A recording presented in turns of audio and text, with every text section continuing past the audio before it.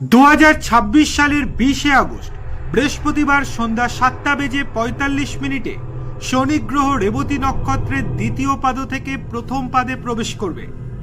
শনি 9 October পর্যন্ত এই নক্ষত্রেই অবস্থান করবেন এবং এরপর উত্তর ভাদ্রপদ নক্ষত্রে প্রবেশ করবেন। বর্তমানে শনি গ্রহ মীন রাশিতে বক্রী অবস্থায় রয়েছেন। এই গ্রহের অবস্থানের প্রভাবে মেষ, কর্কট, বৃশ্চিক ও মকর রাশির জাতক জাতিকারা বিভিন্ন সমস্যার সম্মুখীন হতে পারেন।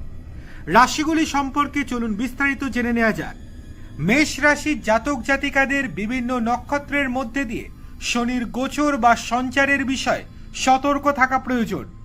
আর্থিক লেনদেনের ক্ষেত্রে তাদের সাবধানতা অবলম্বন করা, তাড়াহুড়ো করে কোনো সিদ্ধান্ত না নেওয়া জরুরি। সম্ভাব্য ক্ষতি এড়াতে রাগ নিয়ন্ত্রণে রাখা আবশ্যক। এই সময়ে বিনিয়োগ করা থেকে বিরত থাকা উচিত। কর্কট রাশির জাতক জাতিকাদের মানসিক চাপ বাড়তে পারে। মেজাজের কারণে কর্মক্ষেত্রে জটিলতা সৃষ্টি হতে পারে। নিজের স্বাস্থ্যের প্রতি যত্নবান হন এবং ভ্রমণের সময় সতর্ক থাকুন।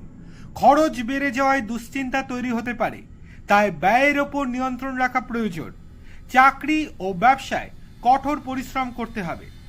বৃশ্চিক রাশির জাতক জাতিকারা নির্দিষ্ট নক্ষত্র ও পদের মধ্যে দিয়ে শনির গোচরের কারণে কিছু সমস্যার সম্মুখীন হতে পারে।